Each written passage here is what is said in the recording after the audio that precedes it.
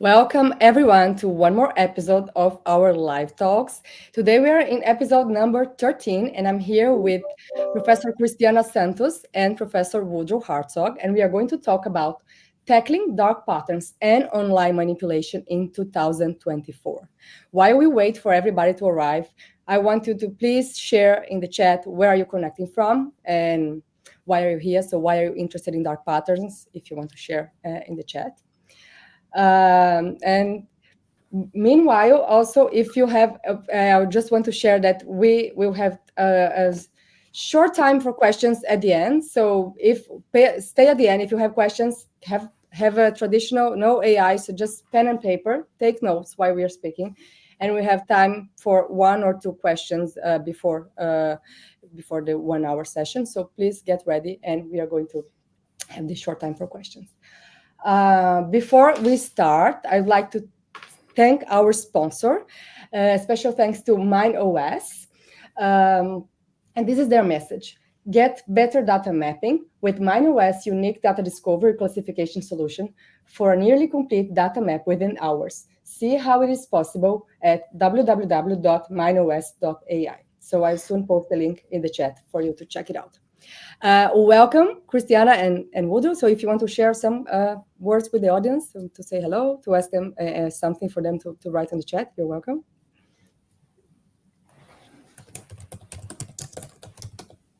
I think Cristiana's going to write something in the chat. It's a pleasure to be here. Thank you so much. You're welcome, Woody. My pleasure. Let me just write at mindos.ai. Thank you, Luiza. It's a pleasure to be here with you again. We have exchanged before. You have taught dark patterns in my dark patterns and data protection course. So I'm always happy to learn from you and to exchange with you. With pleasure. So for those who know, Professor Santos, she's Portuguese and I'm Brazilian. So when we don't want everybody to understand what we're speaking, we'll speak in Portuguese. In Portuguese. Yes. So today we will talk about the past, the present, and the future of dark patterns, laws against dark patterns, and the challenges of regulating design, dark patterns in code, the challenges of identifying, documenting, and curbing online manipulation, and deepfakes, anthropomorphisms, and other forms of AI-related manipulation. So before we start, also, please, if you want to get informed of the next events and also to receive information about privacy tech and AI, subscribe to my newsletter. You have here the link under my name. You can see the address. So let's start. Let's start first with this idea of the past, the present, and the future of dark patterns. And I think the best way to start is with Woody's book. In 2018, he wrote Privacy's Blueprint, the battle to control the design of new technologies. I would say it's the first book, the first big book that really changed how we see technology and design. Perhaps it was published precisely on the exact time that it should be published, because then the discussion got bigger and so many things that we see today connected to dark patterns and connected to this broad approach to regulating technology. The discussion comes from Woody's book. So maybe we start. Would you want to share a little bit how it was the process of writing the book? And also, so my question was, so we're talking about past, present, and future. So first, when you wrote the book and when you compare to what we saw in 2018 and today, 2024, did anything change? Did your opinion change? Do you think about regulating design in the same way? So yeah, this is the first. Sure. Thank you so much. That's such a great question. I appreciate you starting with the book. It did come out right at the right time. The book actually came out within a week of the Cambridge Analytica sort of debacle. And so, of course, that's one of the most important dark patterns FTC complaints. And so it really hit maybe at the worst time, best time, I don't know, depending on which way you're looking at it. My entry into this world started, and when I started really thinking about the book was when I met up with a computer scientist named Greg Conti, who was studying at the time what he called malicious interfaces or evil interfaces back in 2010. And that's really when I began to draw the lines between policy and design and privacy. And when the book came out, I tried to be all inclusive about all the possible concerns that we have about design, ways that design helps us, ways that maybe design pushes back against us. And so if you read the book, you'll see that I try to think about policy frameworks at least in 3 different flavors: the soft approach, the moderate approach, and the hard approach. And the soft approach would be kind of our notice and choice or co-regulatory responses and thinking about private initiatives and things like that. The moderate response would be duties and making sure that we rigorously enforce the rules that we have existing. And then the more robust regulatory approach would be things like very significant rules and outright prohibitions or bans relating to the design of information technologies. And if your question is what has changed between 2018 and 2024, I will tell you, if I had to rewrite the book now, I would advocate significantly more strongly for a robust approach to regulating design. I think that self-regulatory efforts have largely floundered. I think that moderate approaches are doomed to get kind of watered down by industry attempts when it comes to regulatory policy. And so I think that we need strong, robust, and bright line rules for regulating the design of information technologies. Thank you, Woody.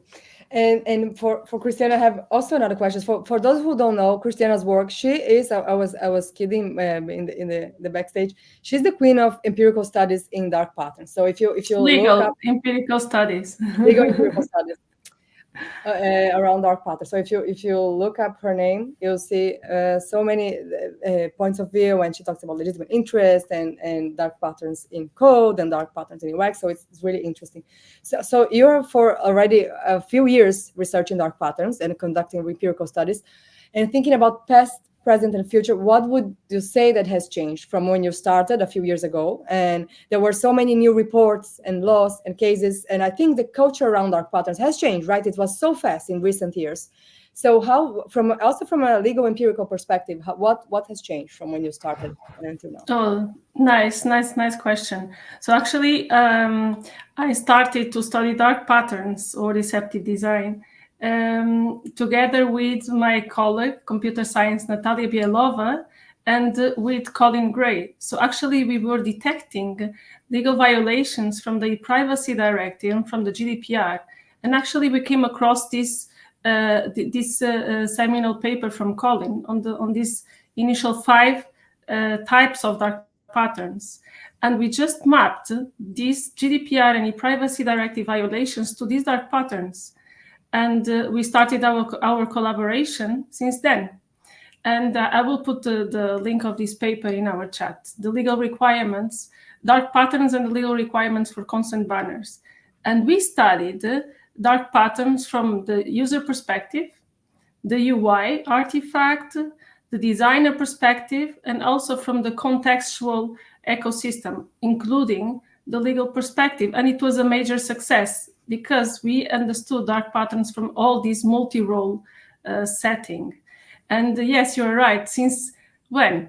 2019, 2020, until last year, multiple academic sources and regulatory reports, around 5. I mean, let me see. Brignall started, Bosch, Gray, right? Colin Gray, Matur et al., and all these papers, Liguri, but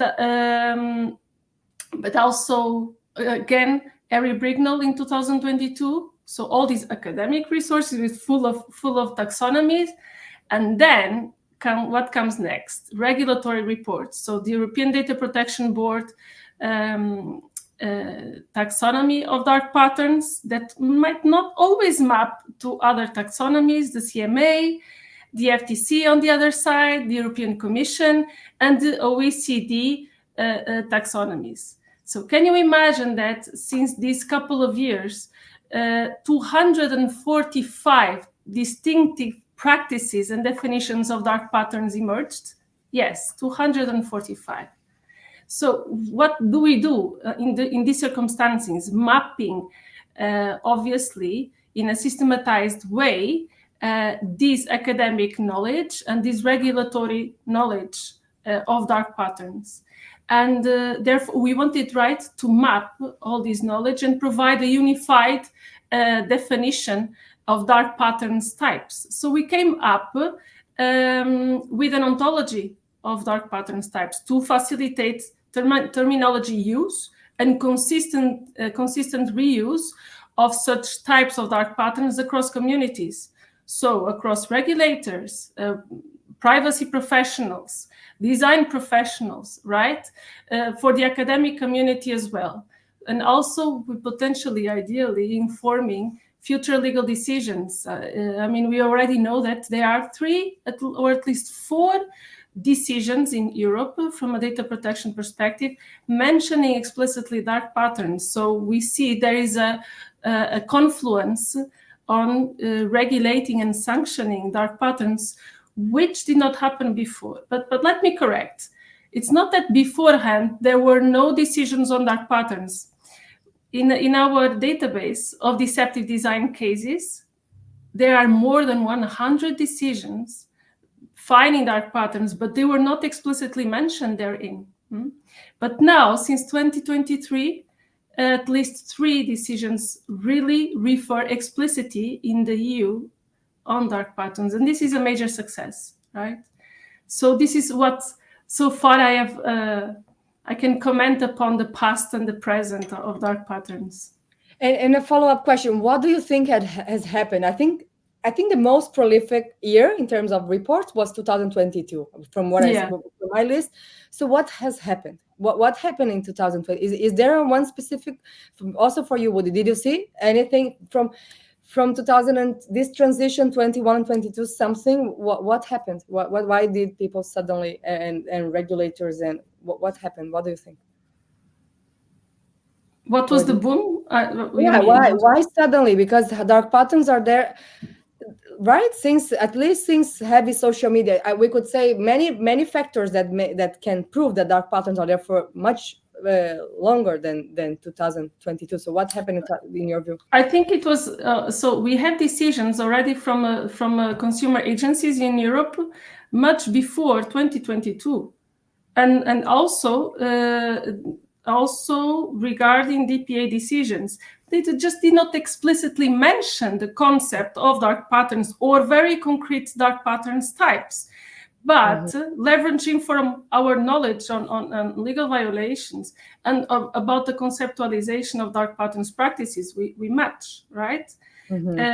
So having knowledge on consumer law, on data protection law is essential to map to these conceptualizations. And I think that linking violations to dark patterns practices was inevitable, right? So, a dark pattern can be sanctioned and is sanctioned.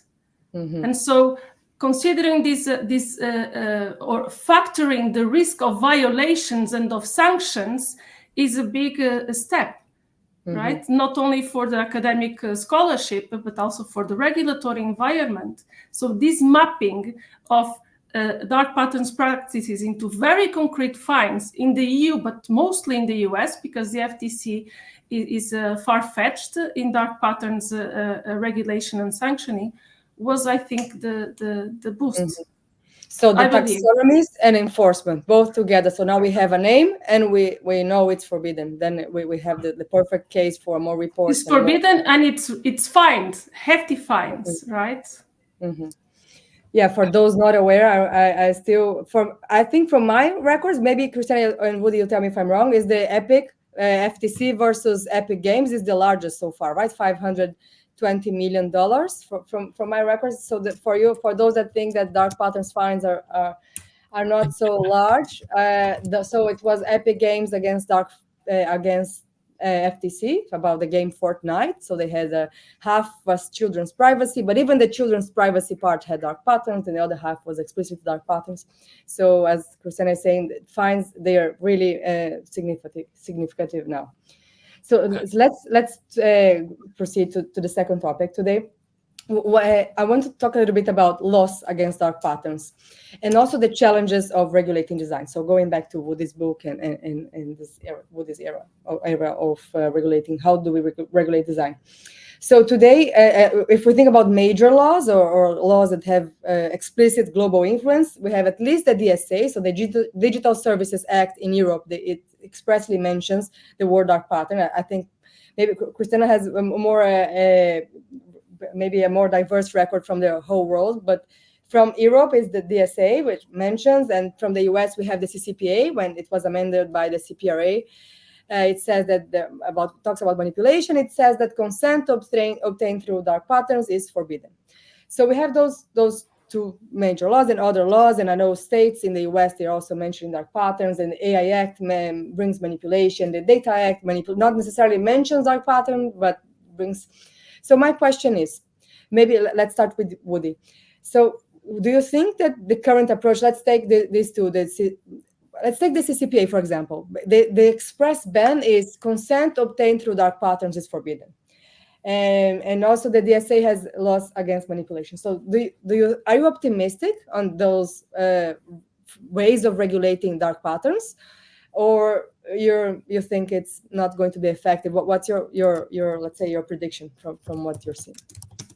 So that's a really great question. And I actually, maybe this is as good a time as any to give you a preview of the latest research that I'm working on with respect to dark patterns. So there's another scholar that Christiana also works with, Joanna Gunawan, who's a PhD student fixing to be a law professor at Maastricht University, who is in collaboration with Neil Richards and I.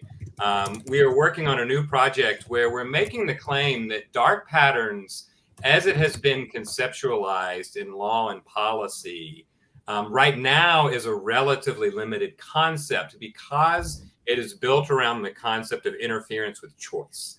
Now, you may be thinking, well, wait a second, isn't dark patterns all about choices? And it is, but the way it's been conceptualized and manifested in the CCPA and the Colorado regs is largely about avoiding interfaces that interfere with the ability of people, of individuals, to assess risk and then make a choice based on those particular kinds of risks, right? Or make some sort of meaningful autonomous decision.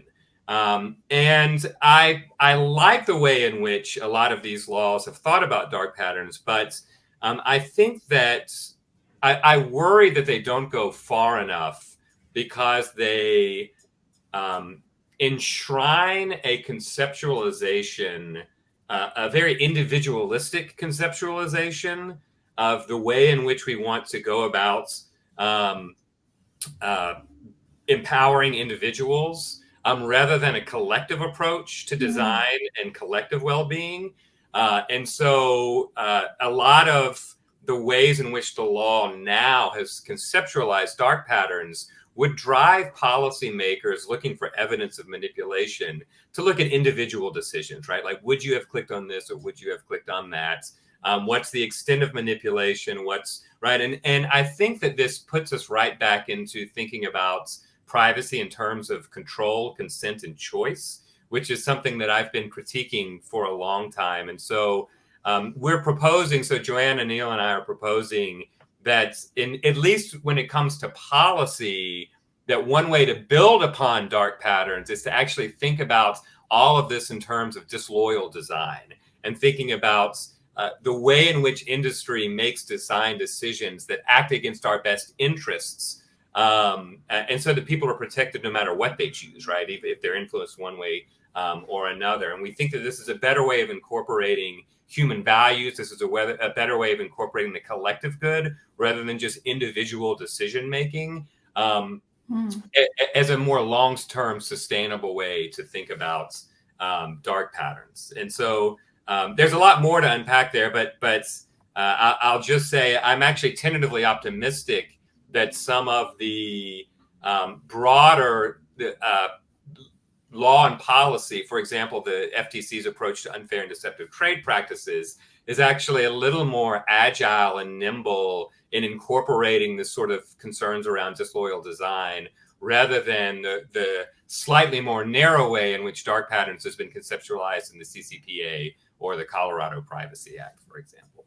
kind of, would it be right to say that it's a more paternalistic approach in the sense of what's the right thing to do as a company or as a choice architect? What's the design that will be more fair or beneficial, regardless of the vulnerabilities or regardless of the individual that you interact with? In this sense, like of a more, I'd say, I would call it, in my PhD research, I bring a little bit this question, and my approach is in the sense of more paternalism and fairness, focusing on fairness as a test, let's say. And then we don't think so much about the choice in the concrete case. Maybe this case that person chose correctly, but you have a spectrum of vulnerability or capacity of choice. But that's right. Exactly. I think that's exactly right. I do think that it's more about thinking about not just fairness, but subservience of your own financial interests in service of the people who are made vulnerable through a choice architecture. And so I think that what that involves in is creating an environment where no matter what people choose, it's relatively safe. And we draw from a lot of lessons from fiduciary law, duties of loyalty, duties of care, and duties of confidentiality, rather than what I think is honestly a failed and broken approach to consent and giving people control. You can still empower people's choices and give them agency within a loyalty regime, but you do so within a set of choices, all of which are safe and have our best interests at heart, rather than basically allowing a sort of exploitation under the illusion of giving you control or choice. And Cristiana, you want to add something? I think maybe it's very interesting. We will talk about it later, but so Cristiana recently, her article on legitimate interest, so she analyzed the dark patterns in the context of GDPR's legitimate interest. So this article received an award. Tell me again the name of the award, Rodota? I forgot. Yes, it's a Council of Europe Awards. And it's, I don't want to brag, but it's the highest award regarding the domain of data protection. And this is it's a legal and an empirical paper. Huh? And what is fantastic is this recognized joint and transdisciplinary work. We are several authors led by Lynn, and we have both computer science, human-computer interaction, and legal expertise gathered in this paper. And so it is not a traditional legal doctrinal approach, right? But it converges these empirical and legal methods into understanding in practice how legitimate interests are used. And so we took a three-edged approach. So we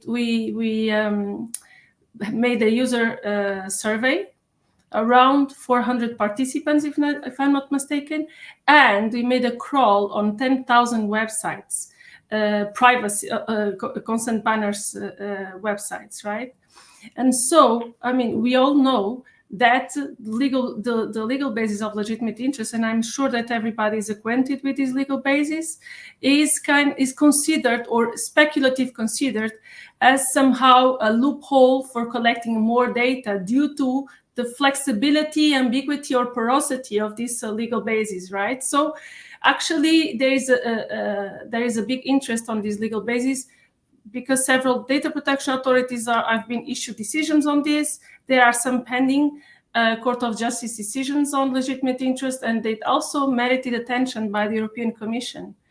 And so how to go through this speculation or intuition of how this legitimate interest is used in theory, let's see how they work in practice. So we made this survey and this crawling of websites, and we found several types of dark patterns, and related to the user interface, but also related to the text, so to the linguistic level. And we found that actually dark patterns reliant on a legitimate interest legal basis are more complex, harder to avoid than actually dark consent-related dark patterns. And I think this was, the tipping point of this paper. So I can say some of the tricky practices that we have detected. Do you want me to proceed? I remember some of them. So it is very hard for users to object to the use of legitimate interest, sometimes taking 2-3 actions to object to legitimate interest. Some users answered in the survey that they believed that their data was collected in their own legitimate interests of the users, not of the third parties or society or data controllers in concrete. So, I mean, it's sad, right? And the concrete legitimate interest was not defined whatsoever. I think that it was very hard to understand the use of the toggle. It was very dubious, the consideration of the toggle, whether was it consent, whether a concrete purpose was used under legitimate interests. Several sites demanded the user to object to legitimate interest purposes and vendors. So imagine going through down and objecting to individually to the vendors as well, and to all the purposes per purpose as well. And you know that this design aspect is very problematic, because users will not go down at all, right? They will just accept and proceed, and this will likely lead to a low interactive or iteration rates. And very interestingly, most websites deploying legitimate interest legal basis in deceptive design practices used the IAB Europe Transparency and Consent Framework, which you know for sure it is being polemically used as of today, and is being at the focus of the Court of Justice due to its incompliant practices, and also whether they do process personal data or not within the consent string. But we already know the practices that CMPs, consent management platforms, that are registered as IAB-TCF, how these designs of these CMPs facilitate, by default, dark patterns at scale due to their templates that they offer by default to their websites. So, and very interestingly, this legal basis was mostly used for advertising purposes.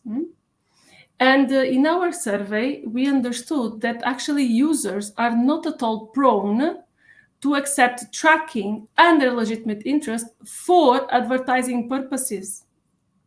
This was something that was very interesting as well, which somehow correlates with the last case law regarding what is the appropriate legal basis for advertising purposes. And from my understanding, third-party advertising cannot be cannot rely on legitimate interest, right? If you're no. So I always take screenshots when I see cookie banners, and you see 800. There are a few like this. Maybe it's let's think positive. Maybe it was a mistake from the CMP. Maybe the trainee didn't realize. So 800 third parties under legitimate interest. How a legitimate interest to be collected information to 800 third parties? So this is really, and it's nothing to do with the IAB, right? It's just purely... it has, because these vendors are IAB registered. They are included in the global vendor list of this IAB TCF de facto standard. So yes, they are very related. Both the CMPs that propagate these templates that are already biased.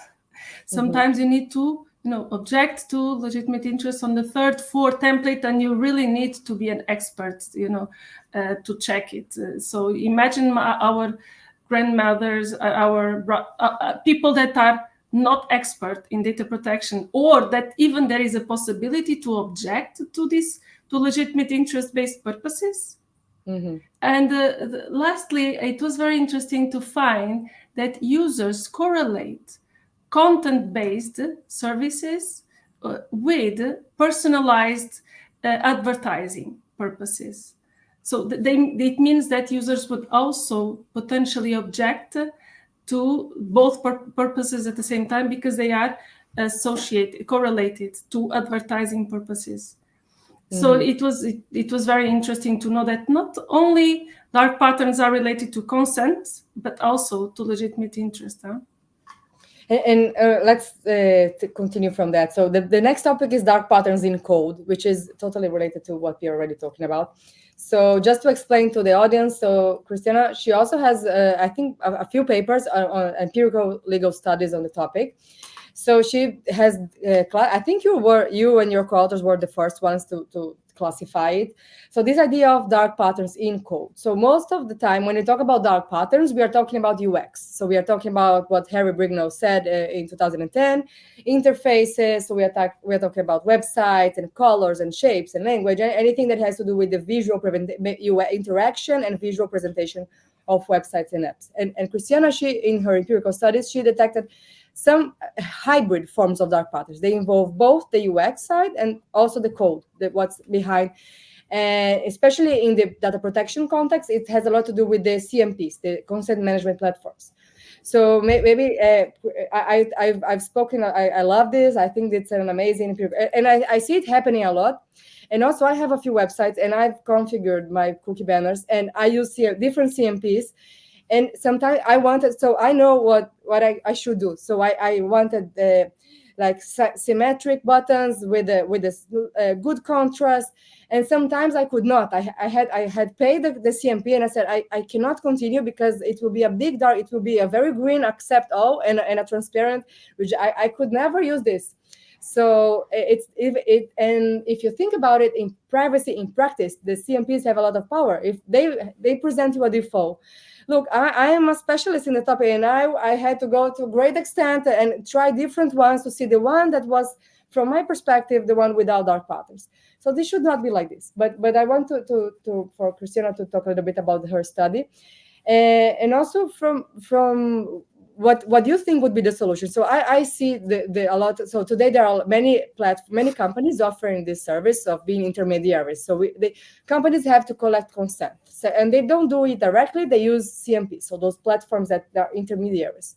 And Cristiana will talk a little bit now about those dark patterns in UX and code. And my follow-up question, I'm already saying, so how do we deal with this? So what's the like a possible regulatory solution? Thank you.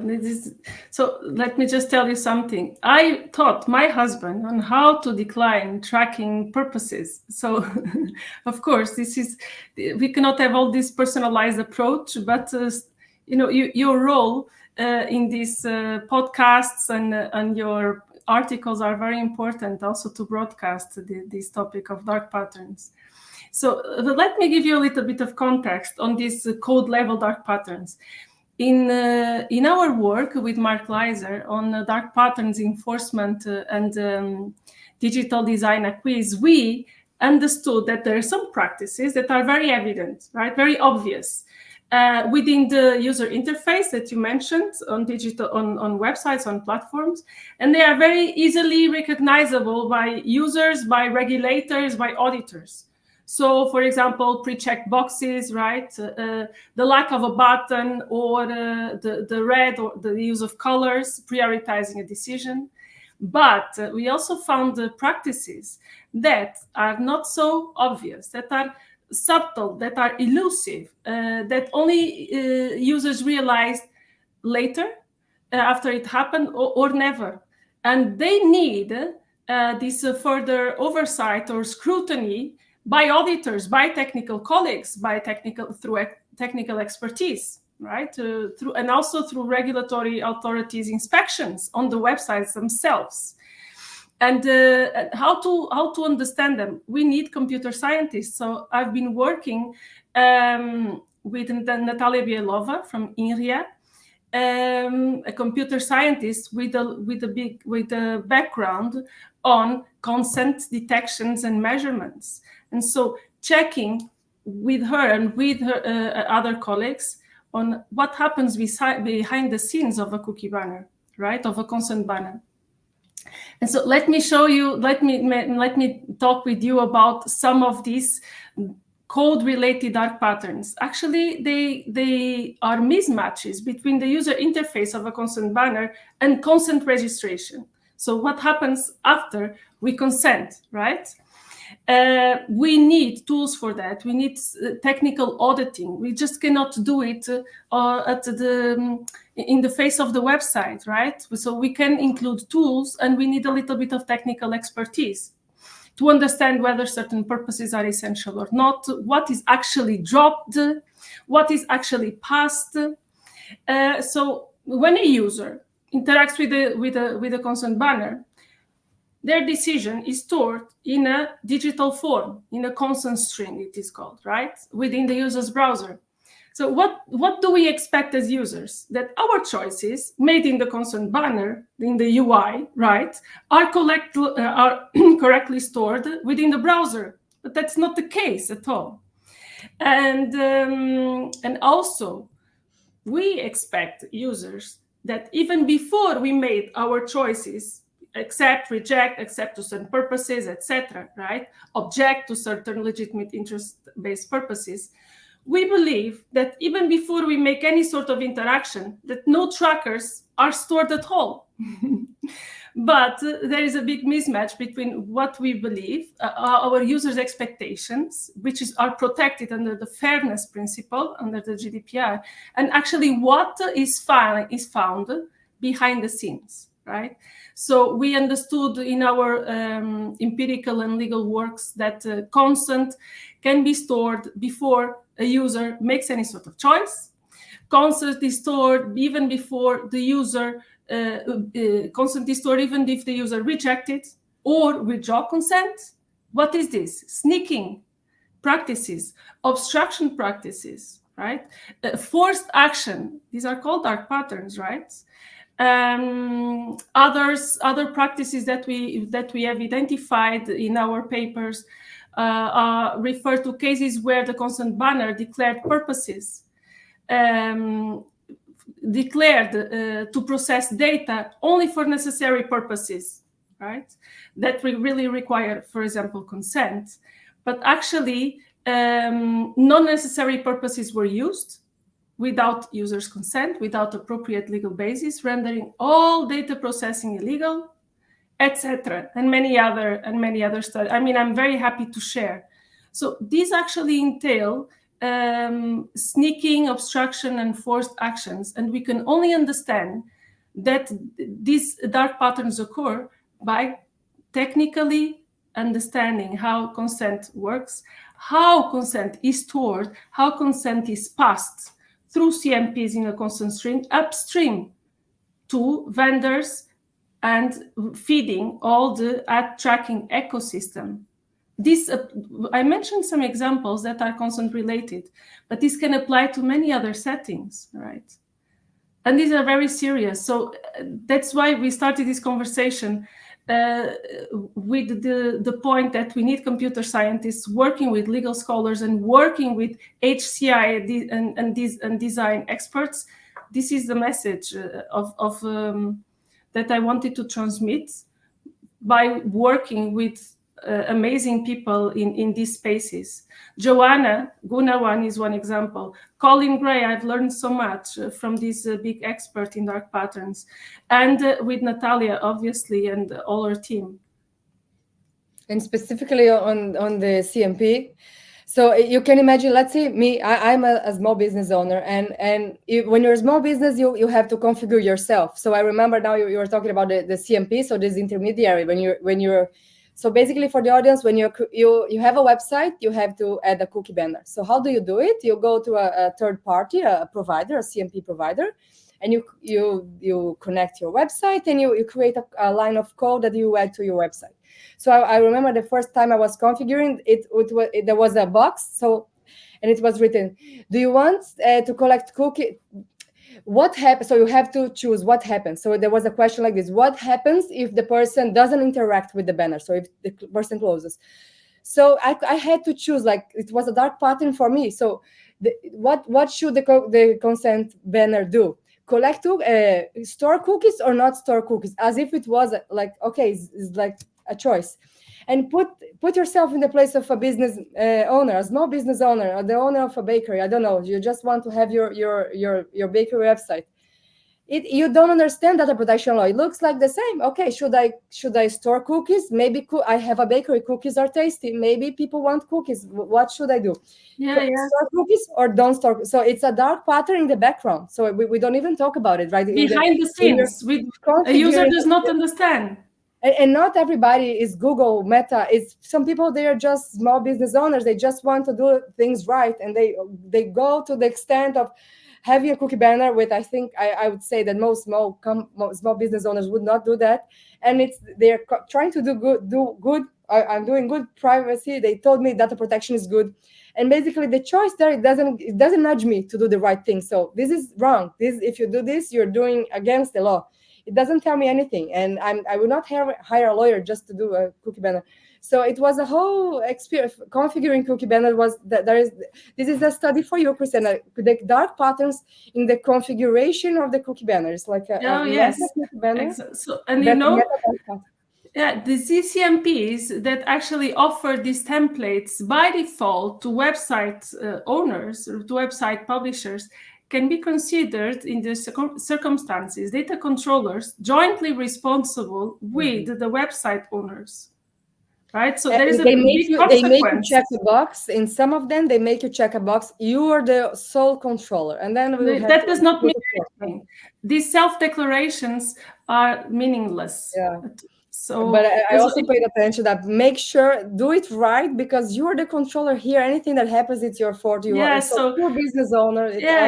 You see CMPs manipulating website owners. So in this B2B relationship, and the CMPs manipulating users in themselves. So we have this bilateral relationship. Why there is no regulatory actions against CMPs? I don't know yet. I don't understand why. So now let's transition a little bit from UX to AI. We are from 2022 on. Every talk has to have at least a little bit of AI, right? Otherwise, we are not like on brand.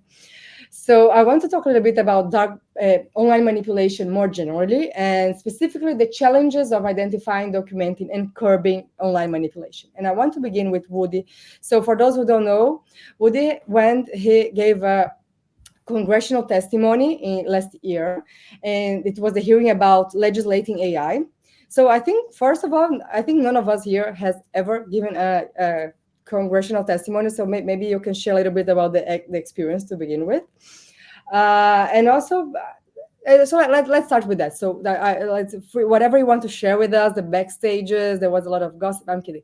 Whatever you want to share with about this experience.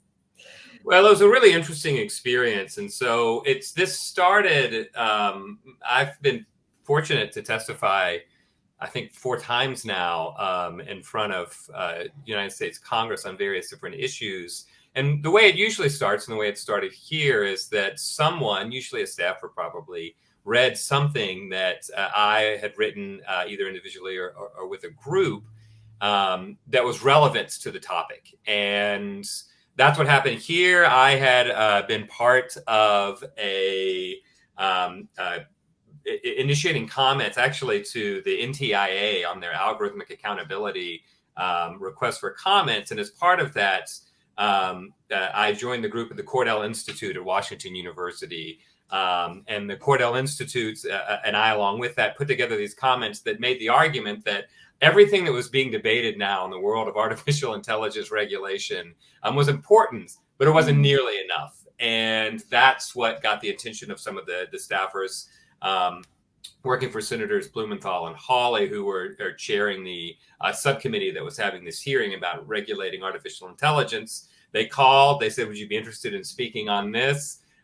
We got a little bit of instruction about maybe what to expect and who else might be ready to show up. But honestly, we just sort of showed up on the day, and we gave the testimony. And I think that it was a really interesting conversation, mainly because I arrived thinking that there would be an incredible disagreement as to how to regulate artificial intelligence, and that there would be at least 2 sides, maybe more, that would be yelling at each other about oh, you think that it's important to have big, strong rules, but we're going to hamper innovation and we can't do that. So we should have soft rules and co-regulatory rules. And actually, by the end of the event, at least in this subcommittee, it seemed like almost everybody agreed on the big, important stuff, which is basically significant, robust regulation, which was a surprise to me. And actually left me with and I'm not optimistic much these days about the state of law and policy, but I was actually optimistic about the state of what might come out of at least of that subcommittee. And I'm happy now if you want me to go into the substance of my testimony, but I don't know if you want to. Sure, you can go with pleasure. Sure. I mean, so briefly, in thinking about all the policies that have been put forth, as you say, it would not be a technology or privacy event unless we had the obligatory mention of artificial intelligence. There are roughly 40,000 proposals to regulate AI in the United States right now. All of them are wildly different. And so what I wanted to do in the testimony and what we put together as part of the Cordell Institute, and I'll put the link in the chat in a minute, is we urged lawmakers not to stop at what we call AI half measures. And so there are 4 different things that are currently being proposed right now that are very important, but they're not nearly enough. The first one, which is the go-to of all lawmakers, and this is also pops up in the dark patterns conversation line, is well, what we just need is transparency, right? We just need to have to make everything be clear, but transparency by itself doesn't solve anything. As a matter of fact, if you have transparency without accountability, then all you serve to do is justify the behavior, because then the company gets to say, see, we told everybody and nobody had a problem with it, so we kept on doing it. The second thing that we see a lot is ethical principles, particularly self-regulatory ethical principles. I think the Berkman Klein Center at Harvard pulled together all of the sort of self-espoused AI principles, and there was something like 75 or 100 of them or something crazy. And they all sort of say various things like, we promise to do good and not bad, and sort of various kind of anodyne generic commitments. We know, following the last 20 years of privacy regulation, the self-regulatory commitments are doomed to fail. Companies simply don't have the incentive to leave money on the table for the betterment of society.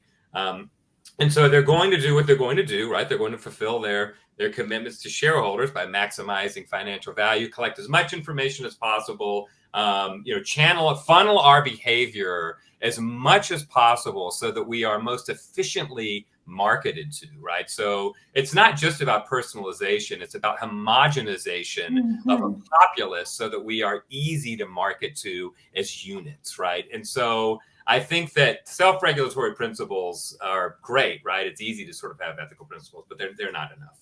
The third area that I got into, and this is critically important, is bias mitigation, particularly around wrongful discrimination and the bad distributional effects of AI systems. And so, of course, a lot of the discussion around facial recognition technologies and other things centers on the fact that they don't work as well on people of color. They're biased along gender lines. And a lot of the conversation is if we could just fix the bias in these systems, then they'll be great to use. But the problem is the more accurate a system is, the more dangerous it becomes. And that's because those in power in industry and in governments are going to be significantly more attracted to them because they work better, right? And so all we will have done if we mitigate the bias is create a better tool for oppression and surveillance and behavioral control.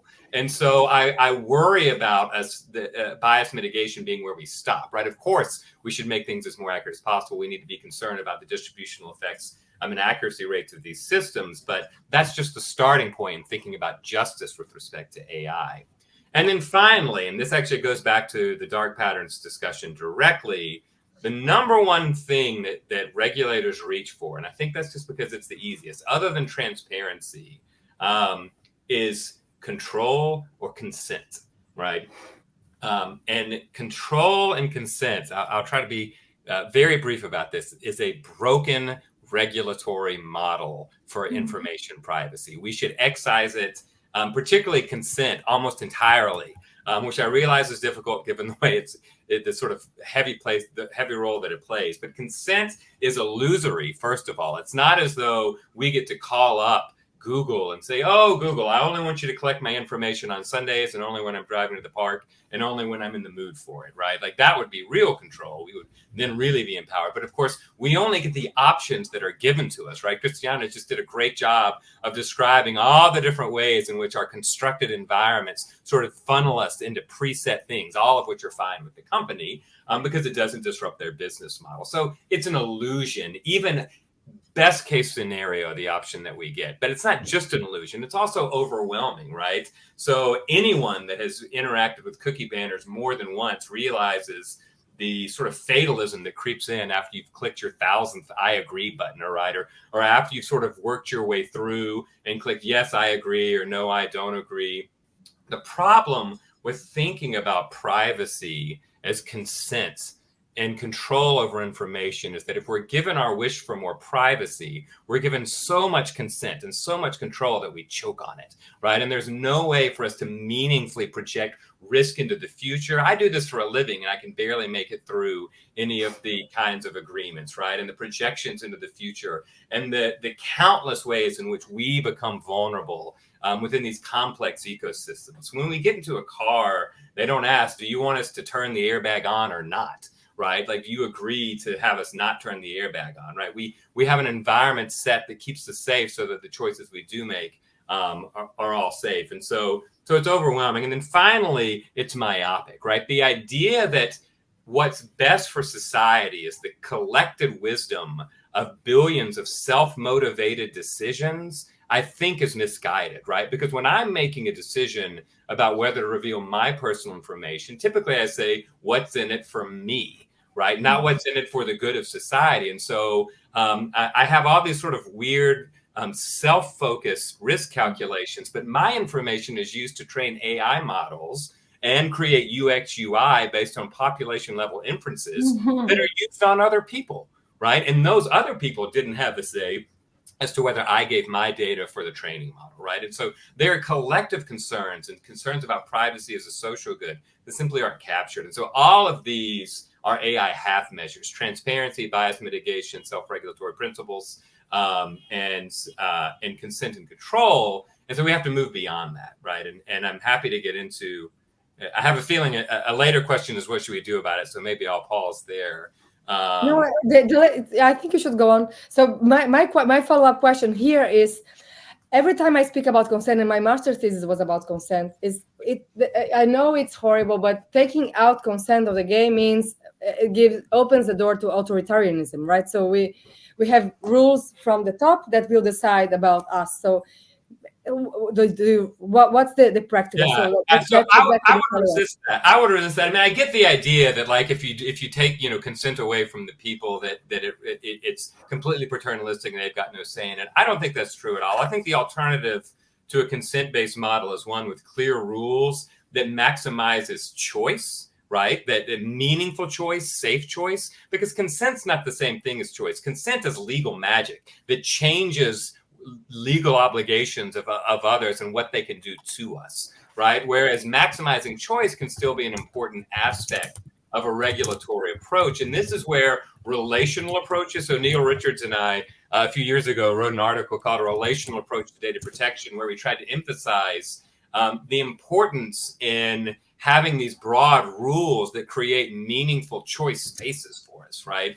And make sure that companies simply aren't exploiting us, because the real problem is that the people that create the environments within these choices are made, and this is the root of dark patterns, have an incentive for self-dealing.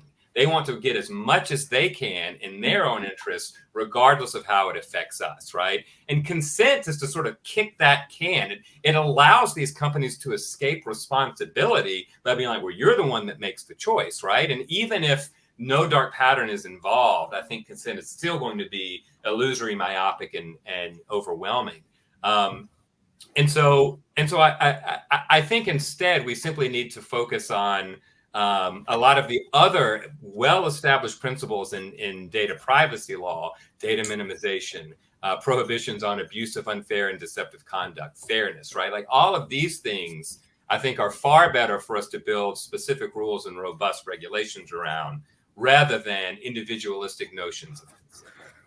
So, but this approach, so it would work more from a US perspective, because if we think about the GDPR, we still would have, for lawfulness, we need to choose basically legitimate interest, consent. So so from your perspective, Contract.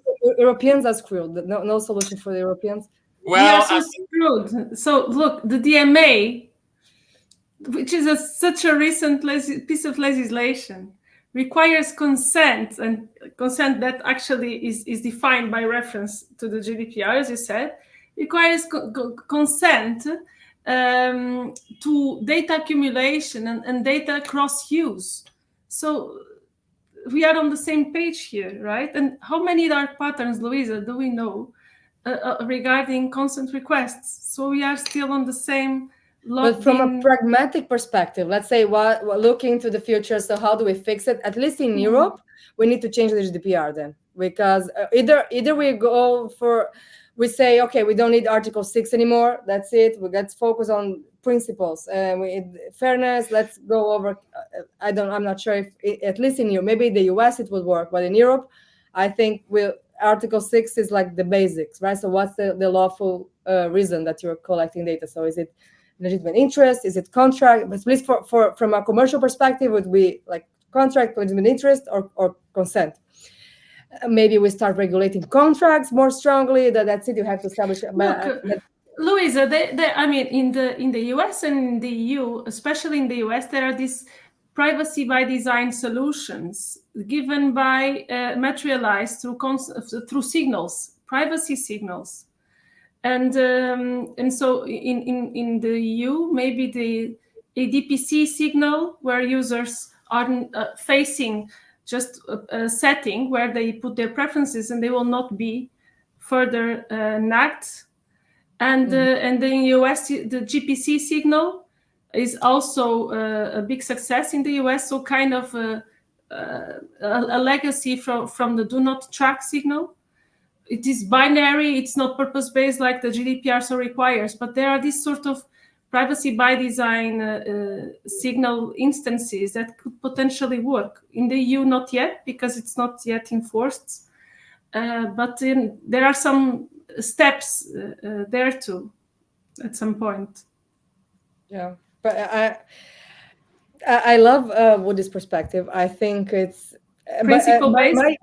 My sincere, I'm like naturally pragmatic. I just think that of getting away. And when I say consent, I mean choice. So maybe I should speak with the correct light. I mean giving the user a chance to interact. That's what I mean. So maybe I'm more talking about choice. But pragmatically, I think when you say we don't want consent, doesn't work. I think it's difficult to implement. My position is that I think of from a business owner perspective, or someone trying to do. I want to do the right thing, and what should I do? I think it becomes maybe some legal uncertainty. I don't know. Maybe Woody, you want to say something like that? Maybe I just don't have the big picture. But it feels not practical. No, so I get that it's daunting, right? So it certainly would be daunting to try to excise consent from the GDPR. Although, honestly, I think that given the way that the GDPR defines consent, it's practically impossible anyway. So the best way to go about it would just be like, listen, it's never going to exist in mediated environments, period. And I don't think it will. But in terms of what would be tractable, every new move starts off with a fair amount of ambiguity, right? So when years ago, when courts first said if you act negligently, then you're going to be liable in tort law as a business. Businesses were probably like, what does it mean to act negligently? And then courts would respond, well, it means to act unreasonably under the circumstances. And then businesses said, what does that mean? And over time, we've refined that. And so what I'm advocating for is a similar sort of approach. And Neil and I have actually advocated for a two-tiered approach where you've got a broad duties of loyalty, care, confidentiality. For the EU, by the way, I think that this maps onto fairness in some really interesting ways, fairness and proportionality. So there may be a language translation, but I think that what we're getting at is exploitation, which I think we would agree would be kind of unfair. And then actually specific rules that would be in furtherance of these broad duties. And a lot of it would start with data minimization. Some of it would be, safeguards. Some of it is safeguards for, mitigation in social media. Some of it would be what I've advocated for is language that's borrowed from the Consumer Financial Protection Bureau's prohibition on abusive trade practices, which is using people's own cognitive limitations against them for your own purposes, right? It's kind of a self-dealing rule, which is kind of what some of the dark patterns regulation looks like. It borrows some of that language, but I would advocate for an even broader rule. It would create a little uncertainty initially, but over time, just like all other kinds of indeterminate rules, we could refine it in I think a meaningful way. Fantastic. I think this is a great way to end. We are short in time, so those that have questions, please go to the LinkedIn event and tag Cristiana and Woodrow. They are going to check it out later. So please post there your comment, your question. We'll be happy to check it afterwards. Thank you so much, Cristiana and Woody. This was a masterclass. I'm so happy we had this section. For those in the audience here, this was brilliant. It is one of my favorite topics, dark patterns and manipulation. I think this was a gold discussion. Thank you so much for accepting my invitation. I'm so happy we are here today and we are having this exchange. Thanks again to MindOS, this episode's sponsor. So check out their data mapping solutions at www.mindos.ai. And if you want to get informed of the next events, please subscribe to luizasnewsletter.com. Everybody, thank you so much for joining, for being always so participative and nice and kind in the chat. And I think you saw here that Cristiana and Woody, they left many useful links while we were speaking. They were also like multitasking and posting the links here. And see you in the next month in the next live talk. Thank you so much, everyone. Bye-bye. Thanks, Thank Luiza. you.